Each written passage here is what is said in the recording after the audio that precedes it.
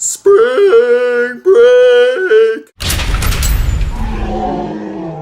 So I just had my spring break, if you didn't gather, and it was amazing. I spent it with my parents. And there's nothing wrong with that. Seriously, I'm cool, I'm groovy, I'm hip. Okay, no, I'm none of those things. I just realized I did this. I don't think this is really popular. This is like 80s to maybe early 2000s. I don't think this is a consistent thing anymore. But my parents and I did have a pretty great spring break. Lots of driving. Oh boy, road tripping. On the road again. I can't wait to get on the road again. Donkey from Shrek. That's also a real song by somebody else, but that's how I know it. And I can show you and tell you where we went. But not like in a cool Indiana Jones red line moving across the map way, because I don't have that in my effects budget. I could just take a red marker and draw a line on a map while singing the Indiana Jones theme song. Do do do do ba-da-dum dum do do do ba-da-da-dum do do do do ba-da-dum dum do do do do do. But I don't think anybody wants to see that. And I don't have a red marker. That wasn't in the effects budget either. Very small budget. Sorry to disappoint. That was an obscure Batman Begins reference. Also an exaggerated impression.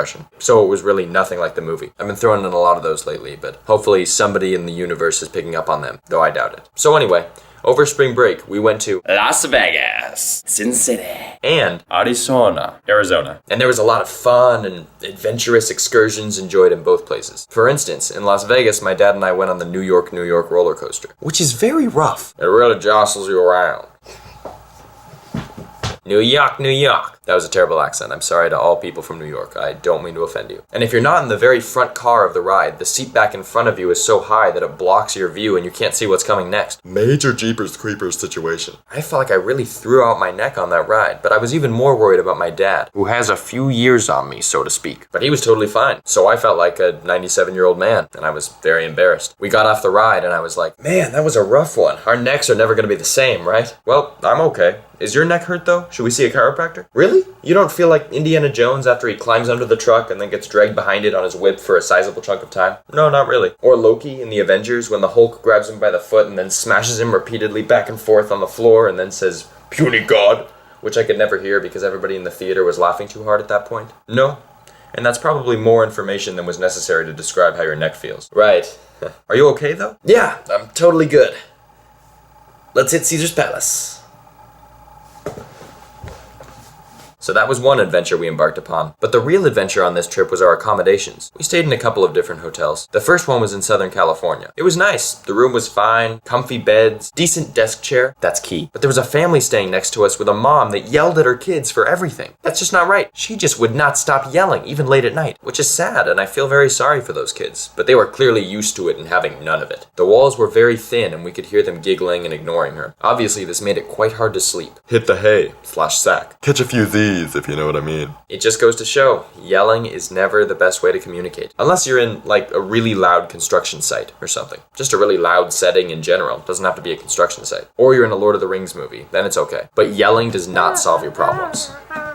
Hey, keep it down. I'm trying to film a vlog in here. Sorry about that. Anyway, so we leave that hotel and head to Las Vegas, where we'll be staying at the Stratosphere, which is kind of like the Aquaman of Las Vegas hotels, or the Blueberry Pop-Tart, or the A-Wing from Star Wars if you're familiar with that sort of thing. It's not the flashiest, coolest, most luxurious hotel, but it gets the job done. And we think it'll be okay until we call a cab driver to take us to the hotel. He's a nice guy, but he certainly doesn't work for the tourism department. Or if he does, he shouldn't. He asks us which hotel we're staying in, and we say the Stratosphere. And he says, "Oh yeah, did you hear about 3 weeks ago somebody jumped off the top of the Stratosphere? They got it on their security camera footage. Didn't leave a note or anything." Okay, great. So now we know we're staying in a hotel where somebody just committed suicide. That's comforting. Nat? I mean, why he would tell us this while we're driving to the hotel is beyond me. I don't know.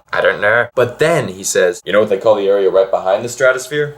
Crack City. You go there after about 1 a.m, there's a lot of crack dealers doing their thing, so watch out." Are you kidding me?